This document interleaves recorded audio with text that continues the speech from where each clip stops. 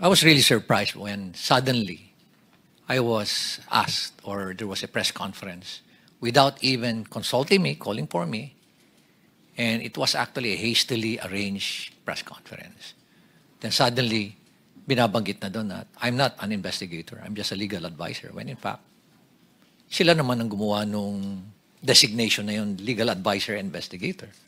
So there were contrasting na mga pronouncement. Kakayanin ko pa yun eh. Tatanggapin ko pa yun eh. Tatanggapin ko rin na wala akong authority over the PNP CIDG, which is true. And then suddenly, tinabi na may conflict naman ako being the mayor and at the same time being a member of the ICI. By the way, I'm not a member of the commission. I'm not a commissioner there. In fact, sila nga yung gumawa ng workaround nun na legal advisor investigator. Pero inis out na ako nun eh. Tinanggal na nila lahat. And then suddenly, here comes a below-the-belt naman na accusation na ay dahil merong project si Diskaya doon at maanumalyang tennis court. Ay, sobra na yan. Yun na hindi ko matake. Di ba? Parang pinapalabas mo pa na korap ako. Ay, yan na. Mag-aaway na tayo dyan. You know? Sa unang-una, sabihin ko nga, kung bulok ba ako, lalabanan ko yung mga very powerful na tao dyan. Di ba?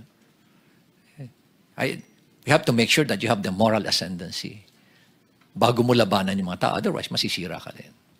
So nonetheless, I think I struck a nerve na they panic at kaya ganun ngayon nangyari.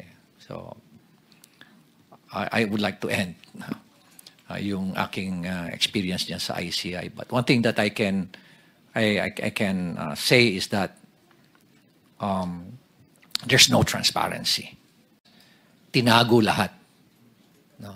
And they are just so comfortable doing it. They're not afraid.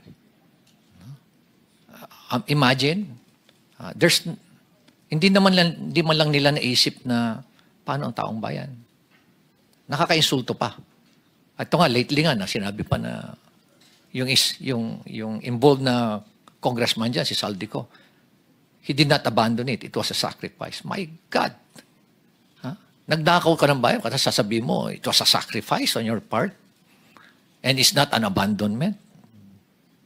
Ganyan na ba kababa yung standard natin sa Kongreso, Mr. Chair? Ganyan na ba tayo kawalang hiya ngayon?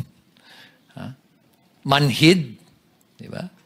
Napaka callousness, hypocrisy. At nakakainsulto sa mentalidad natin Pilipino.